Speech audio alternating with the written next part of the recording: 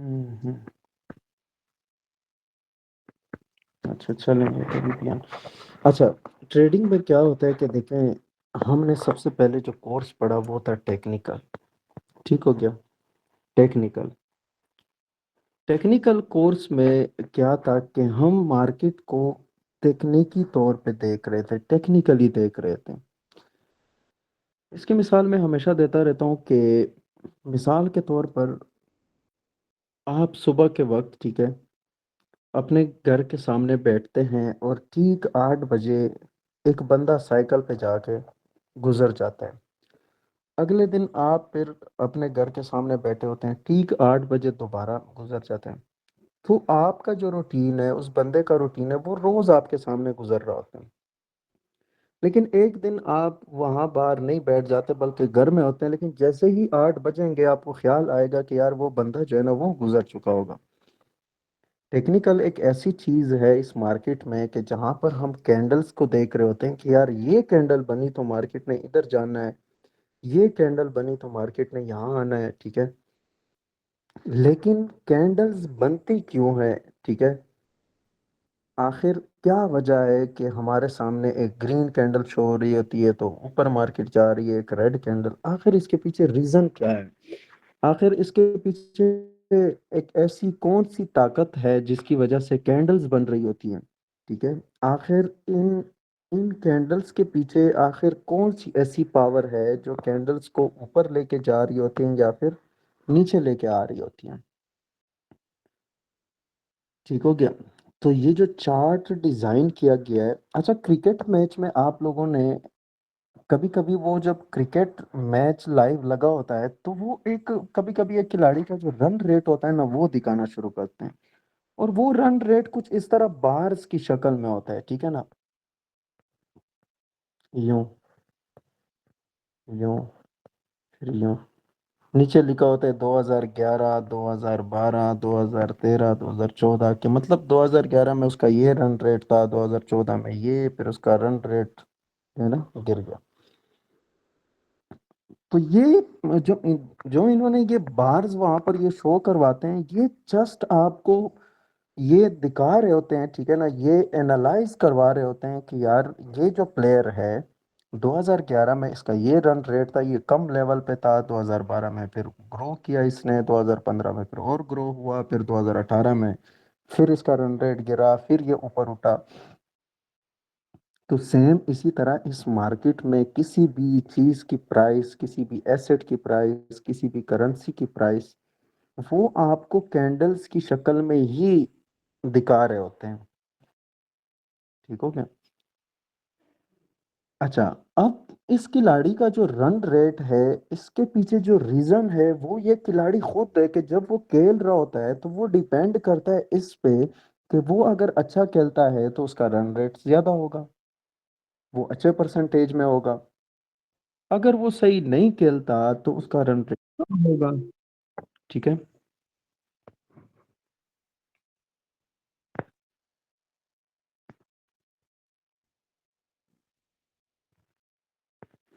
ठीक हो गया।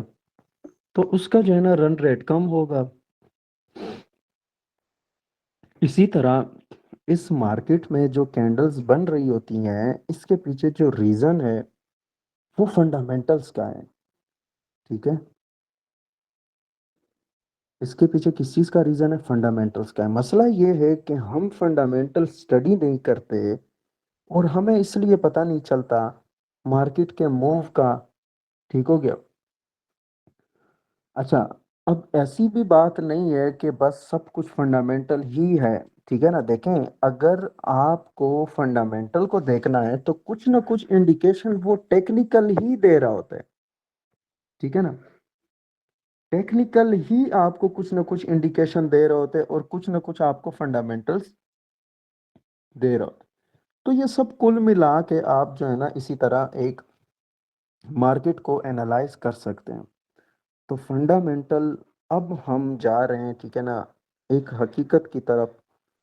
हकीकत ये है कि जितने भी कैंडल्स हैं वो फंडामेंटल पे ही मबनी है, ठीक है। इस कैंडल के पीछे जो पावर है, कैंडल्स क्यों बनती हैं, कैंडल क्यों पंप होती है, क्यों ऊपर जाती है, क्यों नीचे आती है, इसके पीछे जो रीजन है वो फंडामेंटल ही है। अगर सपोर्ट लेवल पे मॉर्निंग स्टार बन रहा है, मॉर्निंग स्टार में हमने ये पढ़ा था कि मार्केट ऊपर जाएगी, लेकिन इस मॉर्निंग स्टार को डिजाइन किसने किया है? इन्हीं फंडामेंटल्स ने किया है। जब मार्केट खुद को प्रिपेयर कर रही होती है, देखिए मार्केट वालों को तो डेटा का पता होता है, ठीक है ना, वो सिर्फ रिलीज कर रहे होते हैं जो टाइम होता है। कुछ डेटा ऐसे होते हैं कि सुबह 6-7 बजे होते हैं, कुछ डेटा दिन के 11-12 बजे होते हैं, 1 बजे होते हैं, कुछ डेटा शाम को होते हैं। लेकिन वो करेंसी या फिर वो एसेट जिस पे आप ट्रेड कर रहे हैं, ठीक है, मार्केट खुद को पहले से आपको डिजाइन ही करवा देती है कि इसने यहाँ पे जाना है। तो न्यूज आते ही मार्केट ऊपर। अब ये मार्केट ऊपर क्यों गई है? ठीक है, जब न्यूज आई है, मार्केट में न्यूज आई है, तो कैंडल जो पंप हुई है, मार्केट वालों को पता था, स्मार्ट मनी को पता था कि मार्केट को हम क्या करेंगे, प्राइस को हम बाय करेंगे, हम इस स्टॉक को, इसी एसेट को, इसी चीज को हम बाय करेंगे। बस यहाँ पर सिर्फ रिटेलर्स को ट्रैप किया जाता है, और रिटेलर्स वही हैं जो इस चीज को सही से स्टडी नहीं करते और बस मार्केट में तुक्के लगा रहते। समझ आ रही है? तो फंडामेंटल, चलें जरा, इस थोड़ा सा लेक्चर देने का मेरा मकसद ये था कि ताकि आप लोगों का मैं माइंड जो है ना वो करूँ। यहाँ पर मैंने लिखा है कि in forex a fundamental analysis look. अच्छा, एक बात मेरी याद रखें, एक टेक्निकल एनालिसिस होते हैं, ठीक है, टेक्निकल, एक होते हैं फंडामेंटल एनालिसिस। ये एनालिसिस जो होते हैं, एनालाइज करना होता है, ठीक है ना। यानी कि आप मार्केट को टेक्निकली कैसे एनालाइज करते हैं? टेक्निकली हम ऐसे एनालाइज करते हैं कि सपोर्ट बनाते हैं, रेजिस्टेंस बनाते हैं, ट्रेंड लाइन बनाते हैं, ठीक है, फिर उसके बाद जो है ना कोई शक्ल बनाते हैं, ठीक है, डबल टॉप, डबल बॉटम, कौन सी कैंडल बनी है, ये सारी टेक्निकल एनालिसिस है। साथ में जो एसएमसी का कोर्स हमने पढ़ा, ठीक है, बुलिश ऑर्डर ब्लॉक बनाते हैं, बियरिश ऑर्डर ब्लॉक बनाते हैं, एफवीजी बनाते हैं, ठीक है, तो ये सारी टेक्निकल एनालिसिस है। अब हमारा जो दौर शुरू है वो है फंडामेंटल का, ठीक हो गया। तो यहाँ पर जो मैंने लिखा है कि in forex a fundamental analysis looks at economic condition that affect the value of country's currency. In forex में a fundamental analysis looks at economic condition. Economic condition कहते हैं मुआशी हालात को। मैंने आप लोगों को शुरू में एक टॉपिक पढ़ाया था बेस एंड क्वार्ट का। अगर आप लोगों को याद हो, शुरू शुरू में तो मैंने आप लोगों को बताया था कि फॉरेक्स को फॉरेक्स नाम क्यों दिया गया है। तो मैंने आगे एक्सप्लेन किया था कि फॉरेक्स को फॉरेक्स नाम इसलिए दिया है कि इसका मतलब है फॉरेन एक्सचेंज, बैरूनी तबादला। और फॉरेक्स को मैंने ये भी बताया था कि फॉरेक्स को पेयर ट्रेडिंग, मतलब पेयर ट्रेडिंग का नाम भी दिया जाता है, फॉरेक्स ट्रेडिंग को पेयर ट्रेडिंग का नाम भी दिया जाता है। यानी यहाँ पर जो हम ट्रेड कर रहे होते हैं वो एक जोड़े की शक्ल में कर रहे होते हैं। मिसाल के तौर पर अगर आप गोल्ड पे ट्रेड करना चाहते हैं, तो गोल्ड के साथ आप लाजमी एक करेंसी जरूर अटैच करेंगे। मिसाल के तौर पर गोल्ड का मैंने आपको बताया था कि फार्मूला क्या है, XAU। अब ये आपका क्या है, बेस है। बेस मतलब बुनियाद है, बुनियादी कर, जिस चीज पे आप ट्रेड करेंगे उसे आप बेस की जगह पे रखेंगे। बुनियादी करेंसी, बुनियादी एसेट, आप जिस चीज पे ट्रेड कर रहे हैं, ठीक है, वो आपको बेस साइड पे रखना होता है। और आगे जो क्वार्ट है, ठीक है, वो अल्टरनेटिव हम एक करेंसी साथ लगा देते हैं, जो कि ये एक पेयर बन जाता है, यूएसडी। तो अगर आप गोल्ड पे ट्रेड कर रहे हैं या फिर गोल्ड पे ट्रेड करना चाहते हैं और गोल्ड के साथ जो अल्टरनेटिव जो सेकंड करेंसी अटैच है वो यूएसडी है, तो मुझे बताएं यूएसडी कौन से मुल्क की करेंसी है? अमेरिका की। तो फिर मैंने आपको ये बताया था कि जब बेस ऊपर जाएगा तो क्वार्ट नीचे जाएगा, बेस नीचे जाएगा तो क्वार्ट ऊपर जाएगा। तो फिर जब आप को पता है कि यूएसडी अमेरिकन करेंसी है, तो फिर आपको अमेरिका के माशी हालात को देखना होगा। ठीक है। अगर माशी हालात बेहतर हैं तो यूएसडी स्ट्रांग होगा, यूएसडी स्ट्रांग होगा तो गोल्ड वीक होगा। ठीक हो गया। तो गोल्ड वीक होगा। तो इसलिए जो यहाँ पर ये बात लिखी गई है कि in forex a fundamental analysis looks at economic condition, कोई भी आपसे पूछे इकोनॉमिक कंडीशन कहते हैं मुआशी हालात को। तो अगर आप गोल्ड ट्रेडर हैं, गोल्ड पे ट्रेड करना चाहते हैं, तो फिर आप गोल्ड, अब देखें गोल्ड तो किसी मुल्क की करेंसी नहीं है ना कि आप किसी, हम कहें कि गोल्ड के माशी हालात, गोल्ड के तो माशी हालात नहीं होते, लेकिन किसी मुल्क के माशी हालात होते हैं। यानी मुआशी हालात का ये मतलब है कि क्या वहां पर लोगों के हालात कैसे हैं, जो पीपल्स ऑफ अमेरिका है, ठीक है, उनके हालात कैसे हैं। आगे मैंने लिखा है कि that affect the value of countries currency.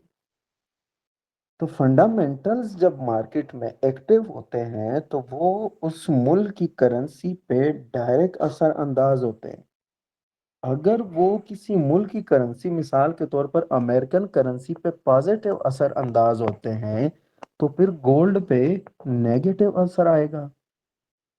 इसी तरह सिर्फ गोल्ड पे नहीं, बल्कि अगर आप जीबीपी यूएसडी पे ट्रेड कर रहे हैं और यूएसडी ऊपर जा रहा है, ठीक है, फंडामेंटल्स में, तो जीबीपी नीचे आएगा।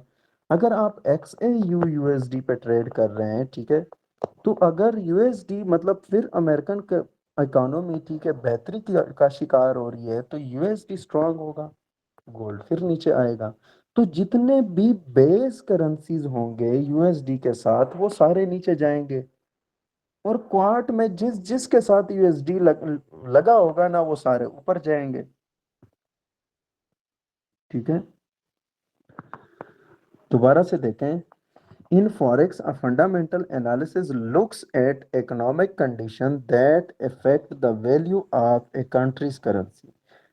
फॉरेक्स में फंडामेंटल एनालिसिस मुआशी हालात को देखता है जो किसी मुल्क की करेंसी को मुतासर करती है।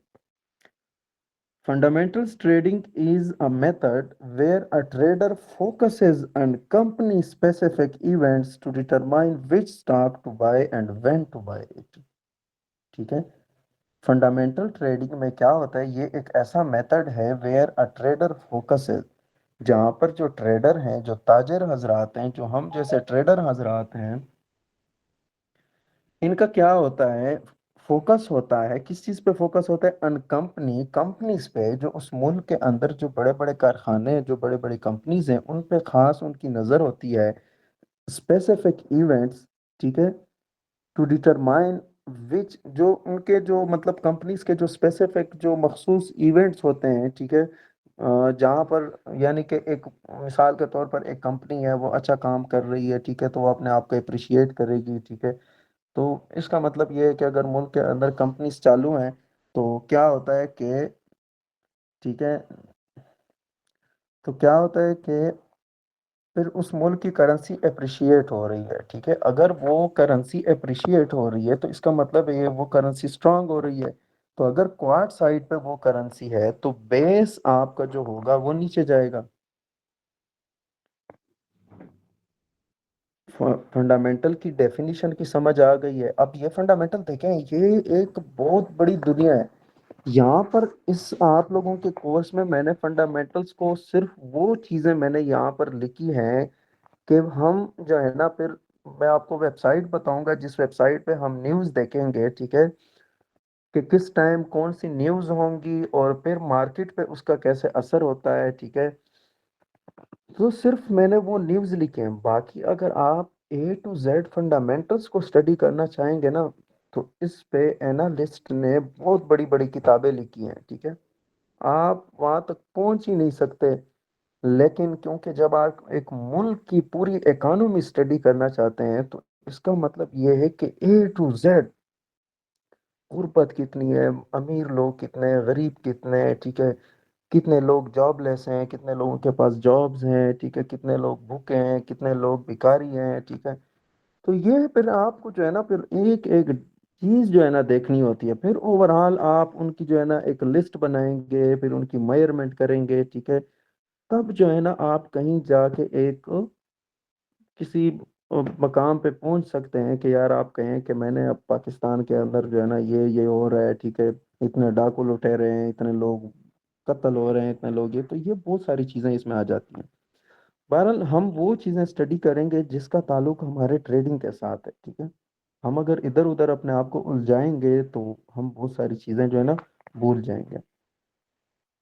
तो फंडामेंटल में मैंने आपको बताया था कि फंडामेंटल एनालिसिस एक ऐसी चीज है जिसमें आप एक मुल्क के माशी हालात को देखते हैं।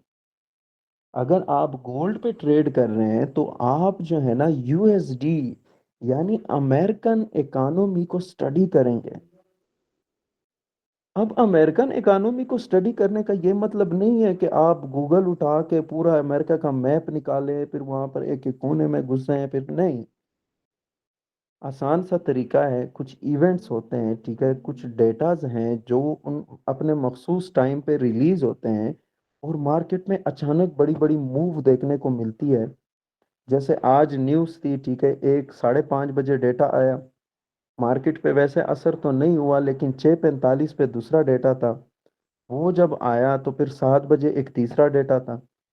वो भी आया, यूएसडी का डेटा था, मतलब अमेरिका का डेटा था। तो गोल्ड में सेलिंग देखने को मिली। आप लोगों ने देखा है ना, आज जो है ना गोल्ड में रेड रेड कैंडल्स बनी, नीचे मार्केट गिरने लगी। वो गिरने की वजह ये थी कि वो इवेंट्स थी, और वो जितने भी डेटास थे वो डॉलर के लिए पॉजिटिव आए थे। तो डॉलर के लिए जब पॉजिटिव आए थे तो गोल्ड ऑफ कोर्स गिरने लगा, ठीक है। तो फिर वो डेटास क्या है, ठीक है, एक एक करके हम वो डेटा पढ़ेंगे तो इसी तरह हमें समझ में आएगा। सबसे पहले सीपीआई, कंज्यूमर प्राइस इंडेक्स, ठीक है। लेकिन सीपीआई से पहले हम एक टॉपिक पढ़ेंगे, वो है इन्फ्लेशन, ठीक है। इन्फ्लेशन टॉपिक हम पढ़ेंगे क्योंकि ये वर्ड आगे बहुत ज़्यादा यूज़ होगा, तो आप लोगों को ताकि एडवांस में पता हो कि इन्फ्लेशन क्या है, ठीक है। What is inflation? A general increase in prices and fall in the purchasing value of money. Or inflation is the gradual loss of purchasing power reflected in a broad rise in prices of goods and services. Inflation के उर्दू में मानी होते हैं गुर्बत, ठीक है। गुर्बत, बेरोजगारी, ठीक है। इसे इंग्लिश में क्या कहते हैं? इन्फ्लेशन।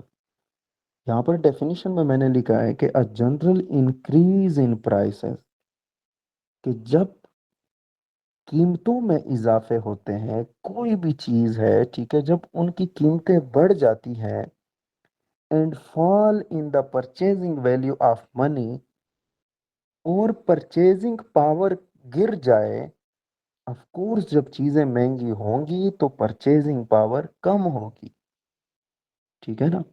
एक चीज महंगी है, आप नहीं ले सकते ना, आपके बस में नहीं है, तो आपके बस में जब नहीं है तो फिर आप नहीं ले सकते, कुछ भी नहीं कर सकते। तो परचेजिंग कहते हैं खरीदने को, ठीक है ना, कि आपके पास फिर परचेजिंग पावर ही नहीं है। जब कीमतें बढ़ जाती हैं, अभी अगर एक नारा लगता है कल के टमाटर 10 रुपए किलो, तो कितनी आवाम जमा हो जाती है वहां पर। हर कोई ले दो, 5 किलो दे दो, 10 किलो दे दो, 15 किलो दे दो, घंटे के अंदर वो सारा माल बिक जाए। लेकिन अगर वो बंदा 600 रुपए किलो बेचना चाहे ना, तो फिर आप जो है ना सिर्फ एक एक टमाटर लोगे घर के लिए, क्योंकि आपके पास परचेजिंग पावर ही नहीं है।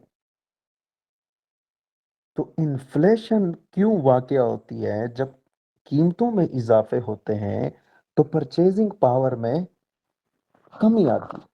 आगे दूसरी डेफिनेशन देखिए कि inflation is the gradual loss of purchasing power. Gradual कहते हैं आहिस्ता आहिस्ता, ठीक है।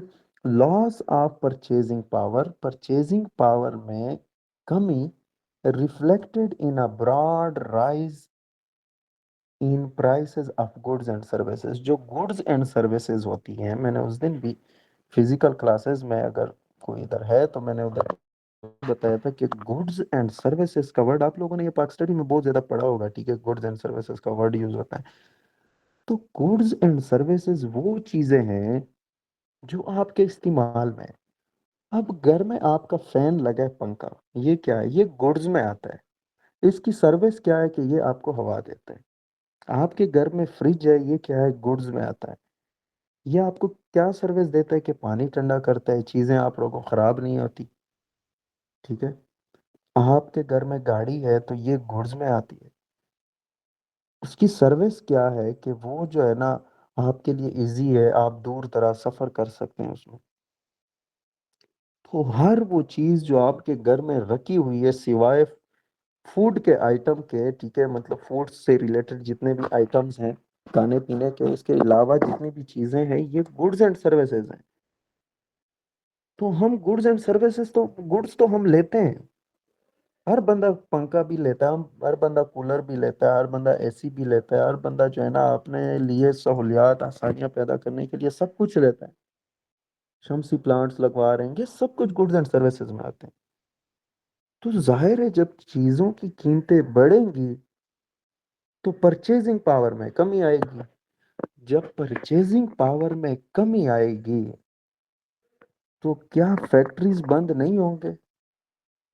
ऑफ कोर्स बंद होंगे, क्योंकि जब लोग वो चीज खरीदेंगे नहीं तो कंपनी आगे नई चीजें क्यों बनाएगी? कंपनी तो तब बनाएगी, ठीक है ना, जब वो चीजें बिकेंगी, यानी मनी सर्कुलेशन होगा। किस तरह?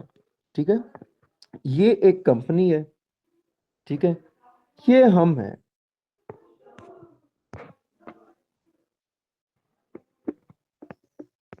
अच्छा शेरी दे, ठीक है ना, ये एक जो है ना कंपनी है, और हम क्या करते हैं, ठीक है, मिसाल के तौर पर ये हमारे पास पैसा है, हम यहाँ से जो है ना वो चीज खरीदते हैं, ठीक है ना, सही हो गया, हम यहीं से वो चीज खरीदते हैं।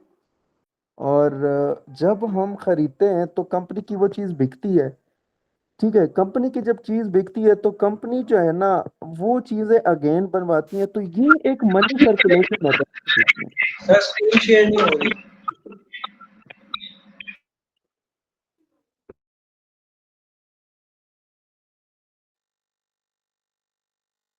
क्या चीज? स्क्रीन नजर आ रही है?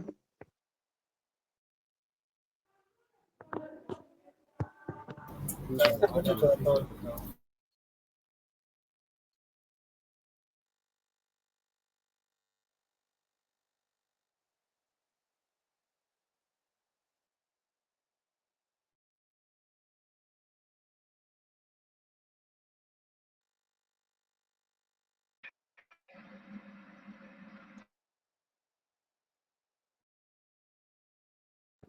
स्क्रीन शो हो रही है आप लोगों के साथ? जी जी सर हो रही है। और ये शो अच्छा, समझ आ रही है, ठीक है, इस चीज की समझ आ रही है जो मैं समझाने जा रहा हूँ, इन्फ्लेशन की समझ आ रही है? जी सर तो इन्फ्लेशन क्या होता है? कि देखें, जब परचेजिंग पावर होती है, ठीक है ना, तो फिर क्या होता है कि मतलब जब प्राइसेस कम होती है तो परचेजिंग पावर बढ़ जाती है। जब परचेजिंग पावर बढ़ जाती है तो पैसा सर्कुलेशन, जो मनी का फ्लो है, पैसे का जो बहाव है, वो ज्यादा हो जाता है। और किसी भी मुल्क के अंदर जब पैसे का बहाव ज्यादा होता है, सर्कुलेट हो रहा होता है, तो वो मुल्क तरक्की करने लगता है। उस मुल्क की करेंसी अप्रिशिएट हो रही होती है। बहुत इजी है, ठीक है ना, इंशाल्लाह मैं आसान अल्फाज में समझाऊंगा, कोई इसमें मुश्किल नहीं। यहाँ पर जहाँ पर मैंने इंग्लिश लिखी है वहां पर मैंने उर्दू में भी ट्रांसलेट करके दी है, लेकिन ये जो वर्ड्स मैंने लिखे हैं, बड़े सिंपल करके लिखे हैं, ठीक है ना। सिंपल सा है कि a general increase in prices, increase कहते हैं बढ़ जाना, ठीक है, प्राइसेस का बढ़ जाना, and fall in purchasing value of money, ठीक है ना। तो या फिर purchasing value of goods and services, ठीक है, सॉरी, हाँ, ठीक है ना, a gradual increase in the prices of goods and services, ठीक है। तो क्या होता है कि and fall in the purchasing power, ठीक है, कि जब गुड्स एंड सर्विसेज की प्राइसेस इंक्रीज होंगी तो परचेजिंग पावर कम होगी। तो ये वर्ड हम आगे बार बार यूज करेंगे, इन्फ्लेशन, इन्फ्लेशन, तो आप लोगों के माइंड में होना चाहिए कि जब इन्फ्लेशन की बात हो रही है तो इसका मतलब ये है कि गुर्बत की बात हो रही है, बेरोजगारी की बात हो रही है। ठीक हो गया। तो चलें आज हम सबसे इम्पोर्टेंट डेटा पढ़ने जा रहे हैं, सीपीआई। ठीक है, सीपीआई ये डेटा मार्केट में रिलीज होता है। सीपीआई महाना वार भी रिलीज होता है, हर महीने एक दफा ये डेटा आता है। Month by month, month by month का मतलब इसके साथ जब हम उधर वेबसाइट पे देखेंगे, वेबसाइट भी दिखाता हूँ, ठीक है। तो यहाँ पर लिखा होता है M by M, M by M ऐसे लिखा होता है, एम बाई एम। इसका मतलब ये है कि मंथ बाय मंथ, अगर सीपीआई डेटा के आगे एम बाई एम लिखा है तो इसका मतलब ये है कि ये महानावार डेटा है, यानी हर महीने के बाद ये डेटा आता है। अगर किसी डेटा के साथ लिखा है कि क्यू बाई क्यू, तो इसका मतलब ये है कि क्वार्टर बाय क्वार्टर, यानी कि ये 3 3 महीने के बाद ये डेटा आता है। अगर किसी सीपीआई डेटा के साथ वाई बाय वाई लिखा है तो इसका मतलब ये है कि ईयर ऑफ ईयर ये सालाना रिपोर्ट पेश की जा रही है। तो सबसे पहले हम पढ़ने जा रहे हैं कि सीपीआई क्या है। बहुत ही इंपॉर्टेंट डेटा होता है। जिस दिन ये डेटा होता है उस दिन मार्केट में बहुत ज़्यादा वॉलेटिलिटी होती है, बहुत बड़ी बड़ी मूव आती है, बहुत लंबी लंबी कैंडल्स बन रही होती है। ये जो मार्केट में आपको लंबी लंबी कैंडल्स नज़र आ रही हैं वो असल में न्यूज़ की कैंडल है। इसी फंडामेंटल को हम लोग, आम लोग न्यूज़ भी कहते हैं, ठीक है ना। न्यूज़, न्यूज़ कहते हैं खबरें। जाहिर है ये खबर होती है, ठीक है ना। लेकिन वो खबरें जो मार्केट पे असरअंदाज होती हैं, ठीक है ना, वो खबरें। ये खबरें नहीं कि यहाँ पर नवाज शरीफ ने ये किया, वहां पर इमरान खान ने ये किया, ठीक है, ये खबरें नहीं। वो खबरें जो मार्केट पे असरअंदाज होती हैं। क्योंकि हम गोल्ड ट्रेडर हैं, अगर आप गोल्ड ट्रेडर हैं तो हम जो है ना अमेरिकन इकोनॉमी को देखेंगे, हम ट्रम्प को देखेंगे, हम कमाला हैरिस को देखेंगे, बाकी जो बड़े बड़े वो हैं हम उनको देखेंगे, उनके वजीर आजम के बारे में बात करेंगे, ठीक है। हम यहाँ इस मुल्क के बारे में बात नहीं करेंगे, हम जिस चीज़ पे ट्रेड कर रहे हैं हम उसी चीज़ को ज़्यादा सर्च आउट करेंगे। तो क्या है सीपीआई के 10? सीपीआई का मतलब stand for consumer price index, ठीक है। CPI consumer price index, consumer कहते हैं कंज्यूमिंग को, ठीक है। कंज्यूम कहते हैं खर्च करना, प्राइस कहते हैं कीमत, यानी कि खर्च करने वाले की कीमत।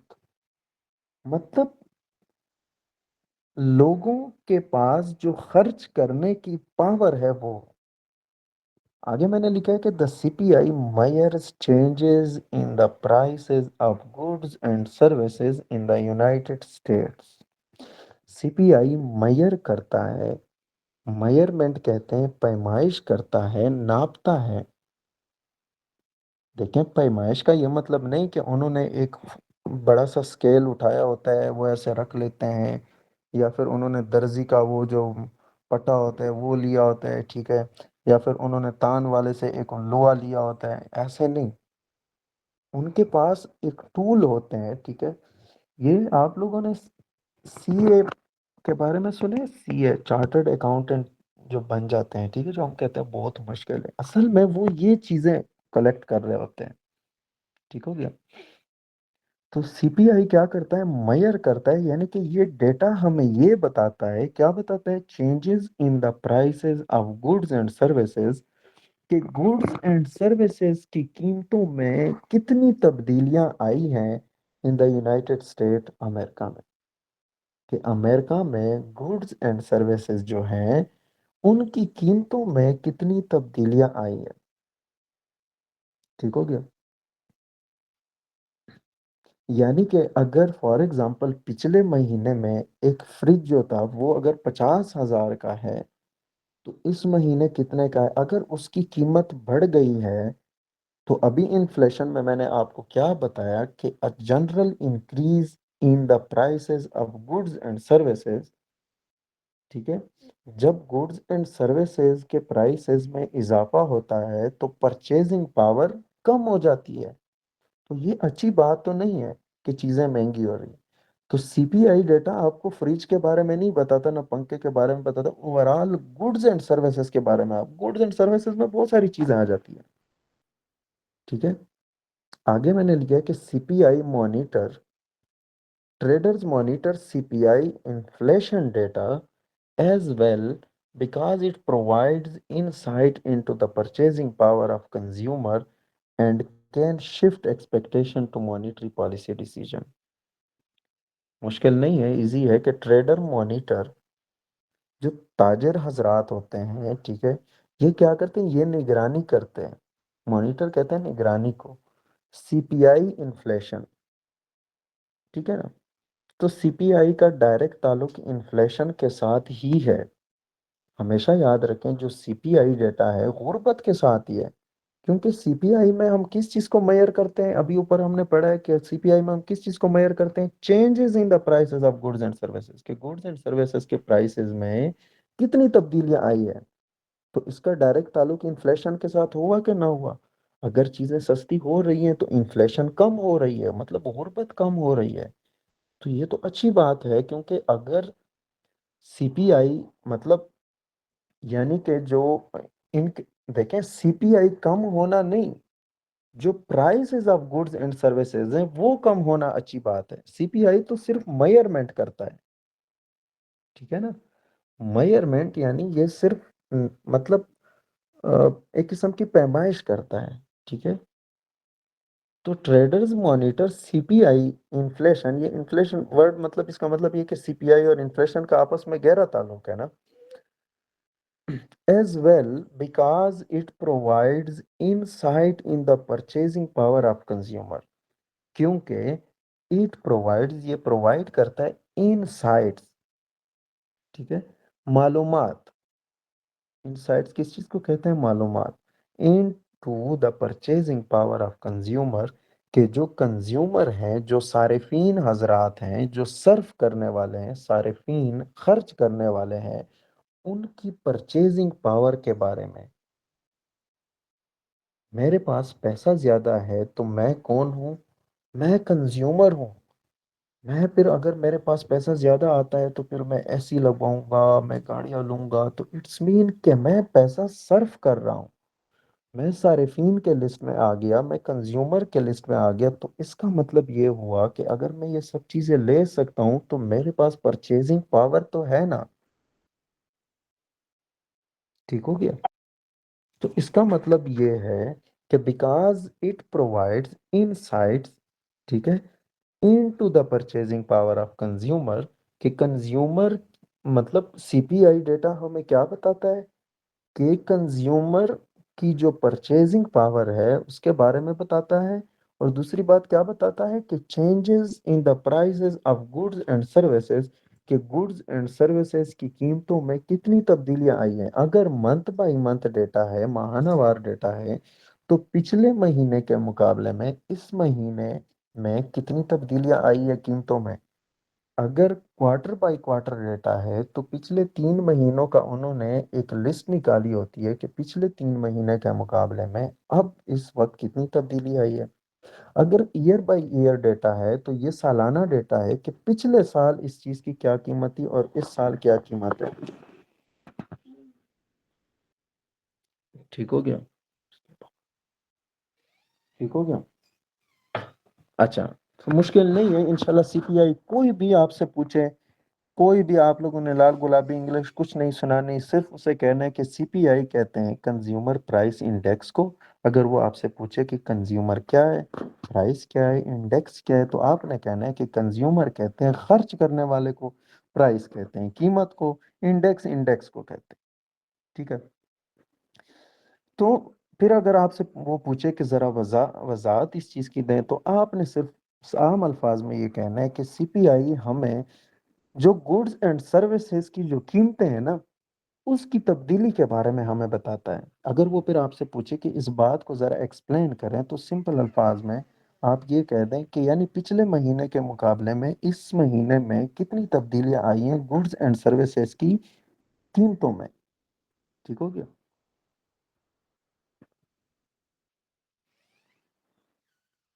तो अमेरिका में तो अमेरिका में ये डेटा रिलीज होता है। अगर आप यूएसडी पे ट्रेड करते हैं तो यूएसडी के लिए ये डेटा आता है। ठीक है। अच्छा, आगे मैंने लिखा है कि purchasing power of consumer and can shift expectation in the monetary policy decision. ये लाइन जो है ना, इस लाइन की अगर मैं अभी 1 घंटा भी क्लास दूं तो आपको इसकी समझ नहीं आएगी जब तक हम एफओएमसी नहीं पढ़ेंगे। आगे एक और न्यूज़ है, एफओएमसी, हम सबसे लास्ट में वो पढ़ेंगे। तो उसमें बैंक्स के बारे में हम पढ़ेंगे। और बैंक्स में मॉनेटरी पॉलिसी क्या होती है? मॉनेटरी कहते हैं पैसे को, पॉलिसी कहते हैं उसके बारे में जो वो पॉलिसियां बनाते हैं, फैसले करते हैं।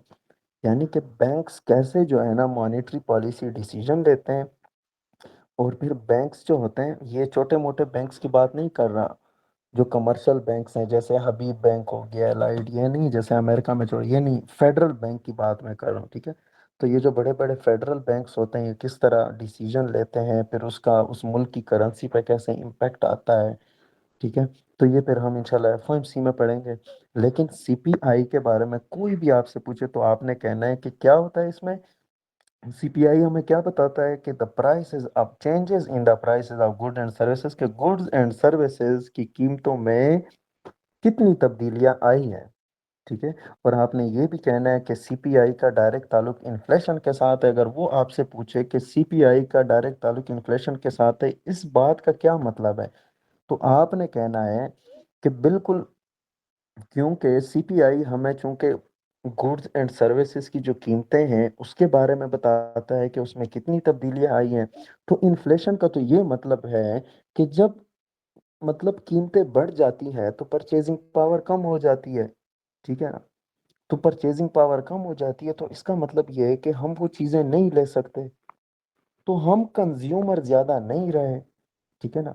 कंज्यूमर ज़्यादा नहीं होंगे तो पैसा कैसे जाएगा मार्केट के पास? मार्केट के पास पैसा नहीं जाएगा तो मार्केट जो है ना कैसे चलेगी? वो आगे कंपनी से ऑर्डर कैसे लेंगे?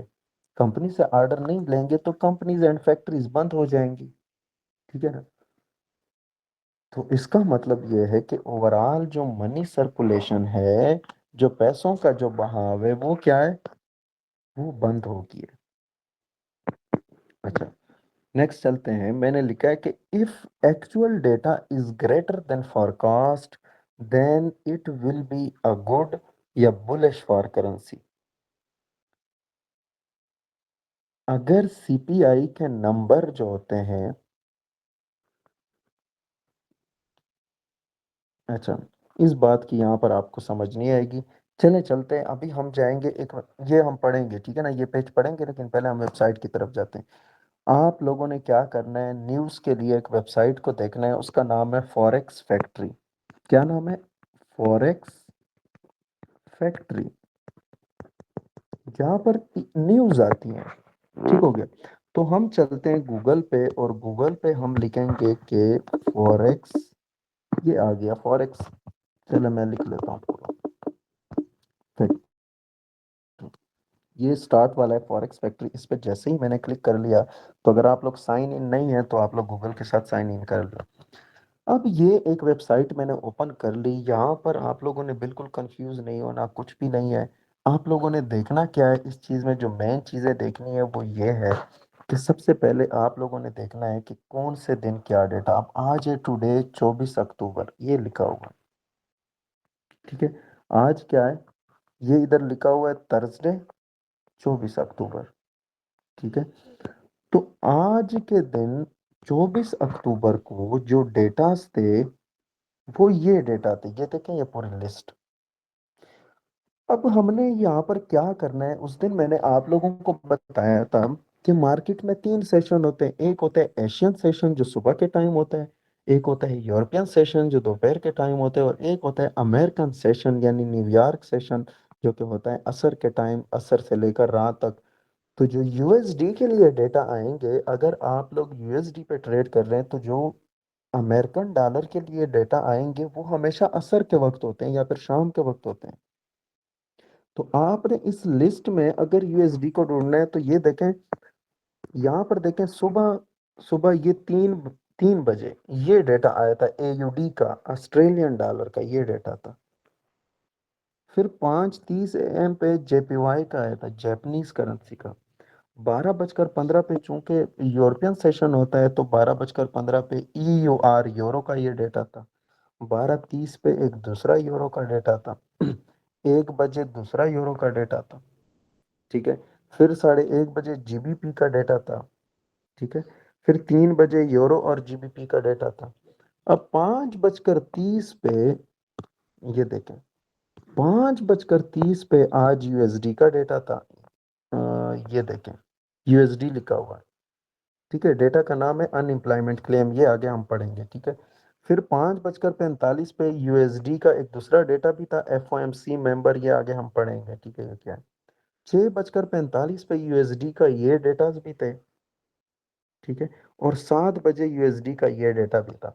मतलब ये है कि गोल्ड पे जो ज्यादा इम्पैक्ट आना शुरू हुआ वो 5:30 बजे से लेकर 7 बजे तक ये डेटाज लगते रहे मार्केट पे, और मार्केट पे असर डालते रहे। तो चले हम इस लिस्ट में जरा CPI को देख लेते हैं, क्योंकि CPI अभी यहाँ पर तो नहीं है, लेकिन हम कोई पिछला डेटा देख लेते हैं, या फिर आगे तो मेरे ख्याल में CPI दूर है। चले हम पिछला कोई डेटा देखते हैं। CPI कब आया था यार, को रिटेल से, रिटेल से मैं जरा पीछे चला जाता हूँ। ये इधर होगा, ये देखें। ये ये बात थी 10 अक्टूबर, थर्सडे की। 10 अक्टूबर को CPI डेटा था। और ये देखें 5:30 पे USD के लिए डेटा था। एक है core CPI month by month, M/M का मैंने आप लोगों को क्या बताया, मंथ बाय मंथ। ठीक है। अच्छा, एक CPI का एक डेटा नहीं, CPI के दो तीन डेटा थे। अब ये कोर जो लिखा है ना, कोर का मतलब लाजमी, मतलब ये डेटा इसके साथ लाजमी होता है। इस पे आप लोगों ने ज्यादा वो नहीं करना, ज्यादा डिफरेंस नहीं होता। अच्छा, 5:30 पे दूसरा भी एक CPI का डेटा था, वो भी मंथ बाय मंथ था। एक तीसरा डेटा भी CPI का था, वो कौन सा है, Y/Y, year by year data था। और एक ये अगला डेटा था अनएम्प्लॉयमेंट क्लेम, लेकिन ये तो चले हम फिर आगे पढ़ेंगे। ठीक है, अभी फिलहाल तो हम CPI पढ़ रहे हैं। तो चले चलते हैं CPI को जरा हम देखते हैं। अब देखें, मैं क्या करता हूँ, आप लोगों ने क्या करना है, ये जो येलो ऑप्शन नजर आ रहे हैं ना, इस पे आप लोगों ने क्लिक कर लेना है। ठीक है, मैं इस पे क्लिक कर लेता हूँ, पहला डेटा मैं ओपन करता हूँ।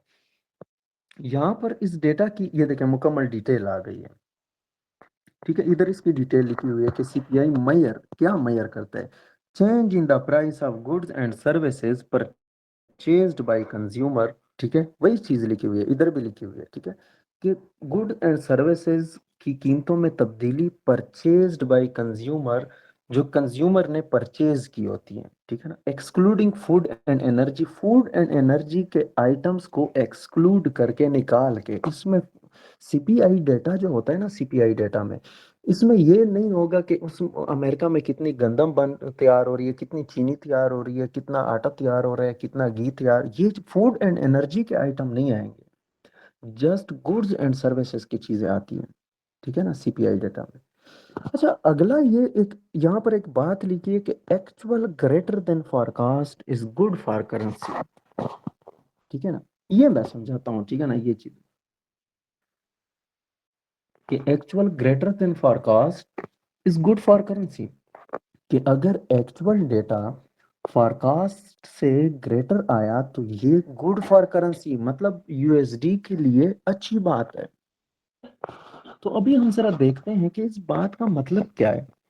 देखें, 10 अक्टूबर को जब ये डेटा आया, ठीक है ना, ये 10 अक्टूबर 2024 को जब ये डेटा नहीं आया था, तो जब ये डेटा नहीं आया होता ना, तो एक्चुअल के सामने ये फिगर नहीं होते, मतलब ये जगह खाली होती है। अगर 5:30 पे डेटा है तो एक्चुअल जो नंबर होते हैं वो 5:30 पे ही रिलीज होंगे। ठीक है ना, 5:30 से पहले आप लोगों के सामने सिर्फ ये दो नंबर होते हैं। अब तीसरे नंबर का तो अगर हमें पता होता फिर तो हर बंदा ट्रेड कर सकता था।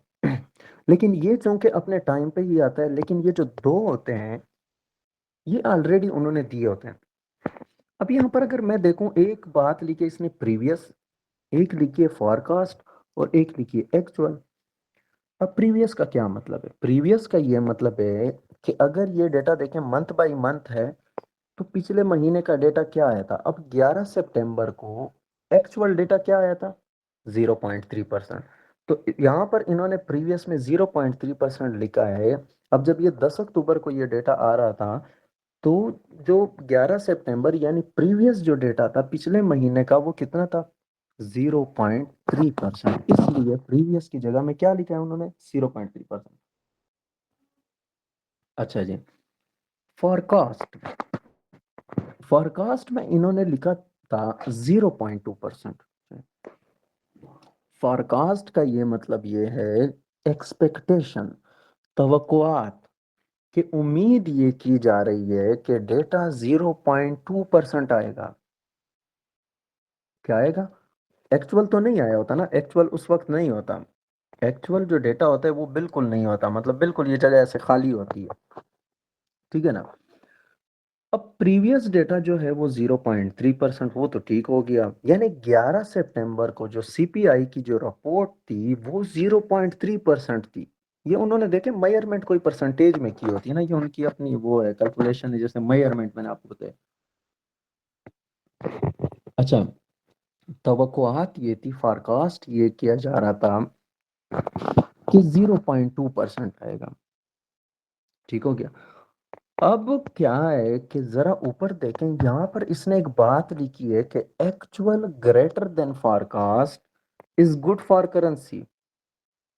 कि अगर एक्चुअल डेटा फोरकास्ट से ज्यादा आ गया तो ये अच्छी बात है। यानी कि अगर इस फोरकास्ट से नंबर ज्यादा आ गए तो यूएसडी कहाँ जाएगा?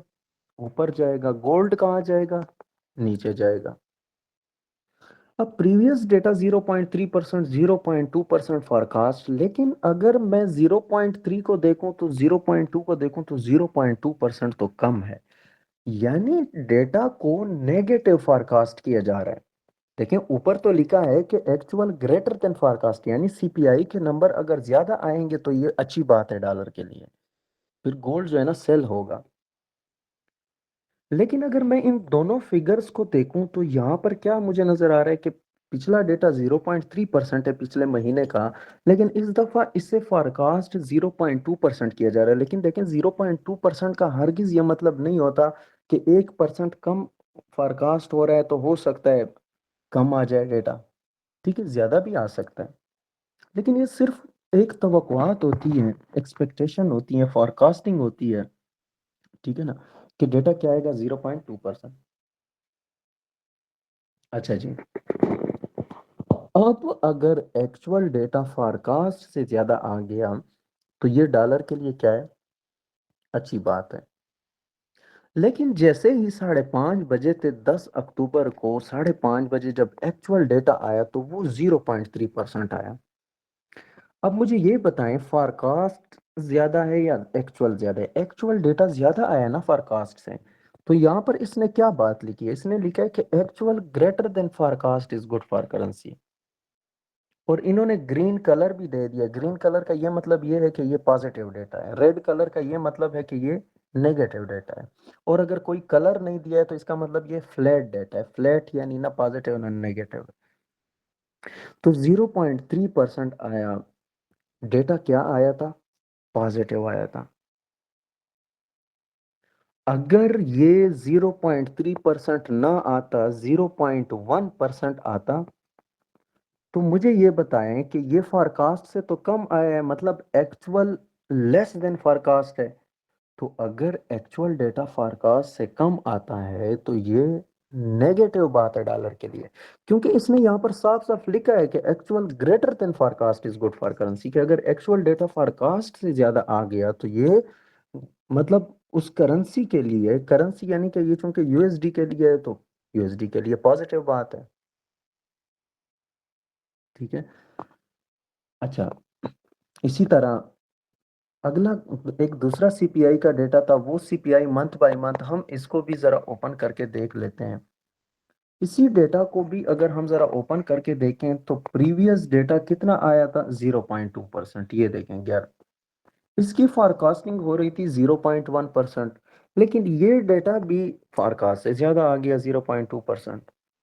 तो यहाँ पर लिखा है कि actual greater than forecast is good for currency, तो ये डेटा भी पॉजिटिव आया था। यानी कि पहला डेटा भी पॉजिटिव, दूसरा डेटा भी पॉजिटिव। चले हम जरा ईयर बाय ईयर को देखते हैं, इसे भी जरा ओपन करते हैं। ईयर बाय ईयर की जो रिपोर्ट थी, वो पिछली रिपोर्ट कितनी आई थी पिछले साल की? 2.5%। ठीक है, ये देखें टू, फोरकास्ट कितना किया जा रहा था? 2.3%। मतलब ये डेटा भी नेगेटिव फोरकास्ट हो रहा था, कम कम नंबर से फोरकास्ट हो रहा था। लेकिन जब डेटा आया वो क्या आया? 2.4%। फोरकास्ट से ज्यादा आया, तो ये भी पॉजिटिव था। तो जो 10 अक्टूबर को जुमेरात वाले दिन ये डेटा आया था, ये तीनों सीपीआई के डेटा पॉजिटिव आए। तो अगर तीनों डेटा पॉजिटिव आ गए तो डॉलर पॉजिटिव जाएगा कि नहीं जाएगा? फिर गोल्ड कितने जाएगा? नीचे, थले। हम्म, समझ आ रही है आप लोगों को? जी सर, आ रही है। अब मैं आता हूँ इसी नोट्स पे, और यहाँ पर इसलिए मैंने यहाँ पर ये लिखा है कि if actual data is greater than forecast then it will be a good या बुलिश फॉर करेंसी। अगर एक्चुअल डेटा फोरकास्ट से ग्रेटर आया तो ये बुलिश फॉर करेंसी। अगर आप किसी भी करेंसी पे ट्रेड कर रहे हैं उसके लिए सीपीआई डेटा आता है। अगर आप जीबीपी पे ट्रेड कर रहे हैं तो जीबीपी का अगर सीपीआई आएगा तो जीबीपी खुद ऊपर जाएगा, क्योंकि जीबीपी तो करेंसी है ना, गोल्ड तो करेंसी नहीं है। ठीक है ना? अगर मिसाल के तौर पर आप जो है ना जीबीपी यूएसडी पे ट्रेड कर रहे हैं और आप वो डेटा जीबीपी के लिए सीपीआई है, मतलब जो सीपीआई है वो जीबीपी का है, तो अगर ये सीपीआई पॉजिटिव आ गया तो जीबीपी खुद ऊपर जाएगा, क्योंकि जीबीपी तो खुद करेंसी है ना। गोल्ड के लिए तो कोई डेटा नहीं होता। ये हमें ये गलत फहमी होती है कि ये जो न्यूज आती है ना ये गोल्ड के लिए होती है। गोल्ड के लिए नहीं होती, ये अमेरिकन डॉलर के लिए होती है। इनको तो पता ही नहीं है कि आप लोग गोल्ड पे ट्रेड कर रहे हैं। ठीक है ना? वो तो अपने करेंसी के लिए अपने डेटा पेश कर रहे होते हैं। तो if actual data is less than forecast then it will be a bad और बियरिश फॉर करेंसी। अगर एक्चुअल डेटा लेस आ गया forecast से तो ये क्या होगा? बैड डेटा होगा, करेंसी के लिए बियरिश होगा। दिए गए कॉलम में सीपीआई रिपोर्ट के बारे में बताया गया। मिसाल के तौर पर प्रीवियस डेटा यानी पिछले महीने का डेटा 0.3% आया। ये मैंने एक मिसाल लिखी है। और इस दफ़ा डेटा को 0.2% फोरकास्ट किया जा रहा था कि नेगेटिव आने के चांसेस है। नेगेटिव आने का ये मतलब है कि प्रीवियस और फोरकास्ट को हम देखें तो फोरकास्ट कम है। और हमने तो ये पढ़ा है कि अगर सीपीआई के नंबर जितने ज़्यादा आएंगे ना वो अच्छी बात है। तो इसलिए मैंने लिखा है कि इस दफ़ा डेटा को 0.2% फोरकास्ट किया जा रहा था कि नेगेटिव आने के चांसेस है, लेकिन जब एक्चुअल डेटा आया तो 0.4% आया, यानी पॉजिटिव आया। इसका मतलब ये है कि अमेरिका में सीपीआई रिपोर्ट में बेहतरी आई है, और ये करेंसी के लिए पॉजिटिव रिपोर्ट है। देखें, सीपीआई के नंबर अगर ज़्यादा आते हैं तो लोगों को ये गलत फहमी होती है कि यार सीपीआई में तो हमने पढ़ा है कि changes in the prices of goods and services. तो अगर सीपीआई के नंबर ज्यादा आ गए तो ये तो गुड्स एंड सर्विसेज की प्राइसेस बढ़ गई हैं। नहीं भाई, गुड्स एंड सर्विसेज की प्राइसेस नहीं बढ़ी, ये तो सिर्फ मेयरमेंट की, यानी सीपीआई सिर्फ इस चीज को मेयर करता है कि गुड्स एंड सर्विसेज की कीमतों में कितनी तब्दीली आई है। अगर डेटा पॉजिटिव आता है तो इसका मतलब ये है कि जो गुड्स एंड सर्विसेज की प्राइसेस हैं उसमें ड्रॉप आया है, वो कम हो गई है, और कंज्यूमर के पास परचेजिंग पावर ज्यादा आ गई है। ये ये लोगों को गलतफहमी होती है। आप लोगों को, आपको लोग इस चीज में भी फंसा सकते हैं कि यार आप तो गलत कह रहे हैं, सीपीआई के नंबर तो अगर ज्यादा आ गए, तो इधर आप खुद कह रहे हैं कि सीपीआई हमें बताता है कि changes in the prices of goods and services. तो अगर गुड्स एंड सर्विसेज के सीपीआई के नंबर ज्यादा आ गए हैं तो इसका तो ये मतलब है कि गुड्स एंड सर्विसेज की कीमतों में इजाफा हुआ है। तो ये कैसे पॉजिटिव है? ये तो गलत बात है, क्योंकि जब गुड्स एंड सर्विसेज की कीमतें बढ़ेंगी तो ये तो अच्छी बात नहीं है। लेकिन आपने कहना है कि नहीं भाई, ऐसे नहीं होता। सीपीआई के नंबर ज्यादा आने का ये मतलब है कि गुड्स एंड सर्विसेज के जो प्राइसेस हैं वो ड्रॉप हुए हैं। और यहाँ पर अगर ये बात की जा रही है ना कि गुड्स एंड सर्विसेज की कीमतों में तब्दीली, तो ये तो सिर्फ सीपीआई हमें ये बताता है। बाकी जो नंबर अगर ज्यादा आए सीपीआई के, मतलब जैसे यहाँ पर मैंने दिया बताया ना कि 0.4%, यानी डेटा ज्यादा आया है, तो इस 0.4% का ये मतलब है कि जो प्राइसेस हैं वो ड्रॉप हुई हैं, मतलब कंज्यूमर के पास परचेजिंग पावर ज्यादा आ गई है। जो कंज्यूमर हैं, सारिफीन हजरात हैं, वो अब जो है ना गुड्स एंड सर्विसेज को ज्यादा से ज्यादा खरीद सकते हैं। तो इसलिए इस डेटा के साथ लिखा होता है कि if actual data is greater than forecast then it will be a good और बुलिश फॉर करेंसी। ठीक है। अच्छा, यहाँ पर फिर मिसाल के तौर पर पिछले महीने की सीपीआई रिपोर्ट 0.4% आई थी और इस दफ़ा 0.3 के हिसाब से फॉरकास्ट किया जा रहा है। और जब एक्चुअल डेटा आया तो वो 0.1% आया। अब इसका मतलब ये है कि सीपीआई के नंबर कम आए हैं, तो ये डॉलर इंडेक्स के लिए बियरिश अलामत हो गई। अगर डेटा कुछ इस तरह आता है कि मिसाल के तौर पर फॉरकास्ट से कम आता है 0.1%, तो ये क्या है, ये फॉरकास्ट से तो कम आया है, तो इसका मतलब ये है कि ये नेगेटिव है। तो फिर डॉलर कहाँ जाएगा? नीचे जाएगा। गोल्ड किधर जाएगा? ऊपर जाएगा। बेस एंड क्वार्ट में हमने ये पढ़ा था। तो अगर आपका क्वार्ट ही नीचे भाग रहा है तो बेस पे बाय की ट्रेड लगा दो। ठीक है। सीपीआई की समझ आ गई है? सीपीआई में कोई भी क्वेश्चन हो पूछे मुझसे।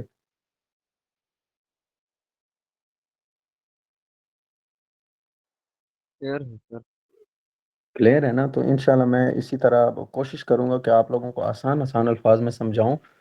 फंडामेंटल थोड़ा सा मुश्किल टॉपिक है, लेकिन इसे सीखना बहुत ही ज़रूरी है। देखें, ये अगर आप सारा दिन ट्रेड नहीं कर लेते, आप सारा दिन एक ही कैंडल पे ट्रेड करें करें, लेकिन न्यूज़ के टाइम मार्केट बहुत ज़्यादा वोलेटाइल हो जाती है, तेज़ हो जाती है, बड़ी बड़ी मूव वैसे मार्केट इधर उधर भागने लगती है।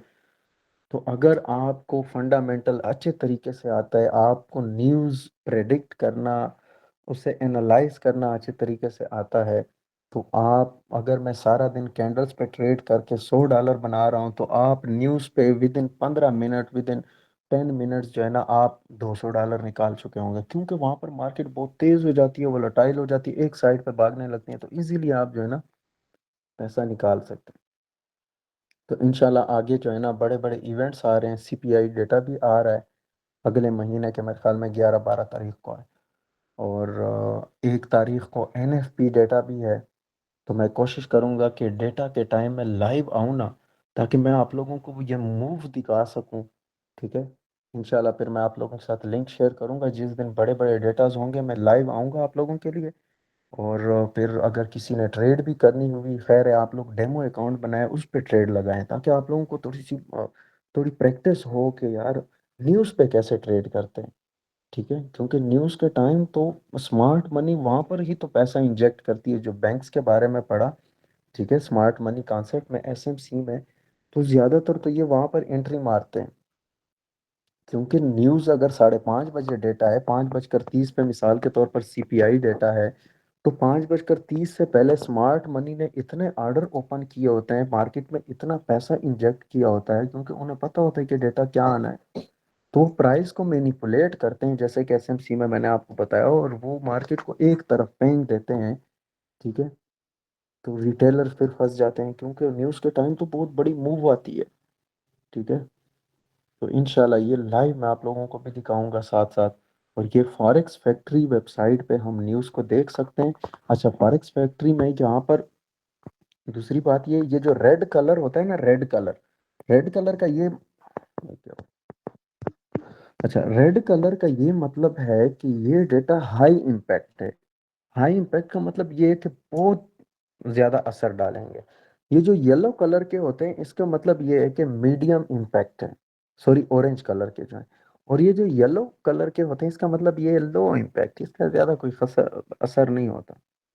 तो हाई इम्पैक्ट जो आज यूएसडी के लिए डेटा थे, वो एक ये डेटा था, एक ये था, और एक ये था। 7 बजे ये मीडियम इम्पैक्ट डेटा था। ठीक है। और आज जो है ना सारा दिन फिर इसी तरह 12-15 पे यूरो के लिए ये हाई इम्पैक्ट थे, ये भी हाई इम्पैक्ट, ये मीडियम इम्पैक्ट डेटा, ये भी हाई इम्पैक्ट डेटा। तो ये जो रेड कलर होता है, इसका मतलब ये है कि इस रेड कलर का ये मतलब है कि ये नेगेटिव डेटा है, इस ग्रीन का मतलब ये है कि पॉजिटिव डेटा आए, और इस का मतलब ये है कि हाई इम्पैक्ट डेटा, और इसका मतलब क्या है, लो इम्पैक्ट डेटा। ठीक है ना। तो मुश्किल नहीं है, इंशाल्लाह फॉरेक्स फैक्ट्री को आप अपने पास ओपन करें, ऐसे लिस्ट देखें, नीचे ऊपर जाएं, नीचे जब मोर पे क्लिक करेंगे ना, तो आगे आने वाले वक्त के जो डेटाज होते हैं उनके बारे में भी आपको बताएंगे मोर पे। और इसी तरह जब आप ऊपर ये इस जगह पे क्लिक करेंगे ना, ये जो साइड पे निशान है इस पे, तो ये पिछले जो डेटाज गुजर चुके हैं उनके बारे में भी आपको ये बताएगा। ठीक है जी। किस अच्छा, ये डेटा जिस तरह हम नंबर वाइज एक एक करके पढ़ेंगे, क्योंकि मुश्किल है, इतना बोझ आप लोगों पे नहीं डालते कि मैं एक दिन में सारे डेटा पढ़ाऊँ, डेटा ज़्यादा है लेकिन हम एक एक करके पढ़ते रहेंगे। तो सीपीआई को ज़रा आप लोग स्टडी करें। अच्छा, मुझे आप लोग ये बताएं कि उस दिन जो मैंने पीडीएफ शेयर किया था, उसका लास्ट पेज कहाँ तक है, वो ज़रा आप लोग बता सकते हैं? कोई एक ओपन करें अगर आप लोगों के पास है वो पीडीएफ, तो 64 पेजेस का था या कितने का, ताकि मैं आज मजीद जो है ना दूसरे पेजेस साथ उसके भी शेयर करूं और ये फंडामेंटल का भी भेजूं, आप लोग थोड़ी स्टडी कर लेंगे। ज़रा मुझे बताएं, मैं अभी आप लोगों को सर 64 का था। 64 का लास्ट पेज जो है वो कौन सा है?